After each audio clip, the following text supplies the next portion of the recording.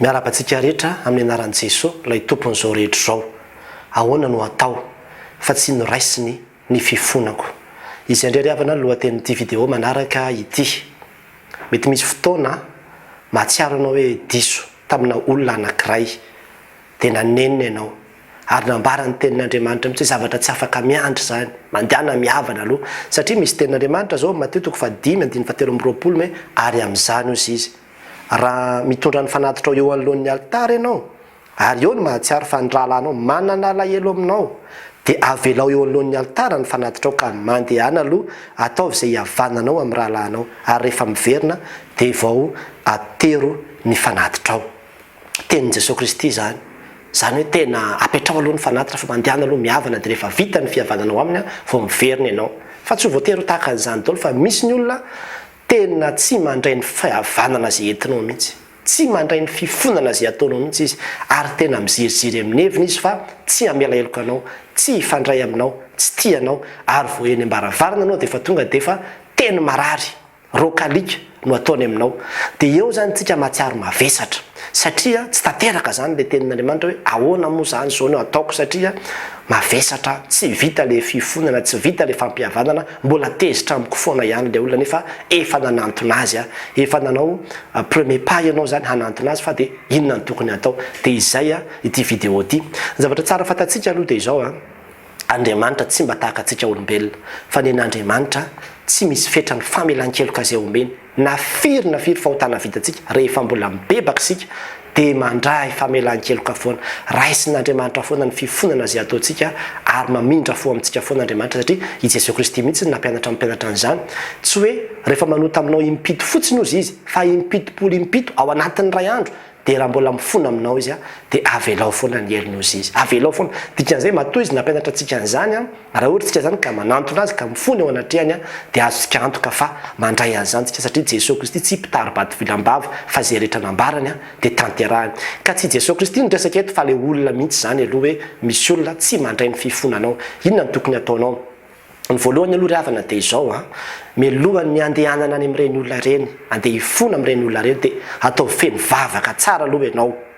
Mivavaha tsara aloha, mangatahany hery avy amin'ny fanahy masina mihitsy fa mba tsy ho teny avy aminao sy ny fahendrena avy aminao no entinao hihavana amin'ilay olona. Zay aloha zany ny zavatra ngeza be indrindra hoe mivavaha tsara, manokana fotoana mihitsy aloha hitondranam-bavaka ilay feonanao amin'ny olona io izay andehananao hamitrana fihavanana. Satria simba ny fihavanana, ny famaly ianareo, ny ady ianareo, tsy mifampiteny ianareo dia ianao amin'ny maha-Kristy anao mavesatra ianao. Isan'andro ianao manao vavaka nampianarin'ny tompo foana hoe mamelany heloka hoe tahaka ny namelana izy meloka taminay nefa ianao mahatsara misy olona miady aminao dia tsy manana fiadanana ianao vokatry izay ady zay.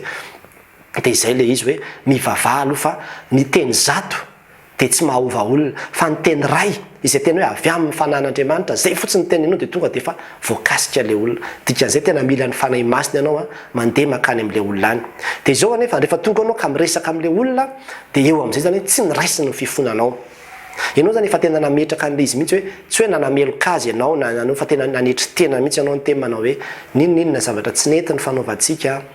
dia za aloha dia tena mifony eto anatrehanao alohantsika tsy miady fa tsika samy zanak'Andriamanitra sotr'izao. Kanefa ny valo teny tonga dia varadatsaka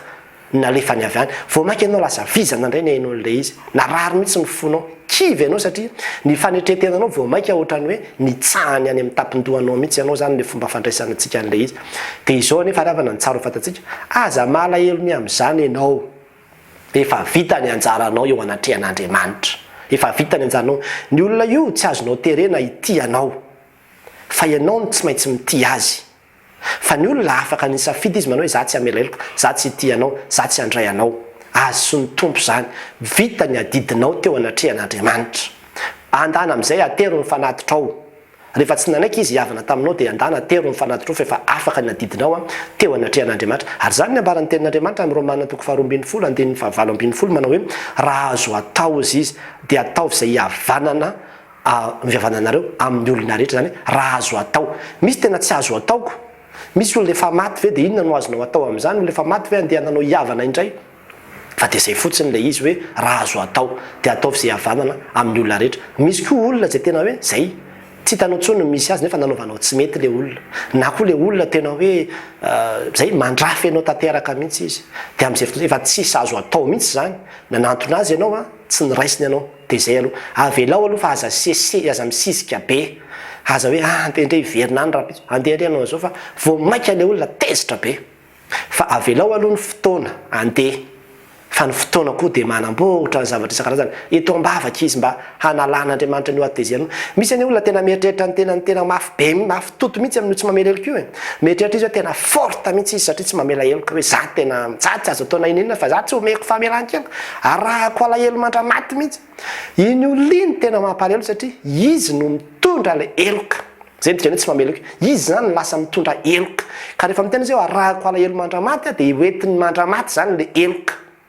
izy ny tena vomafy amin'io satria ny famelan-keloka ravana de misy hery manafaka atsika ka rehefa tsy mamela heloka le olona de izy ny tena perte anatiny io fa ianao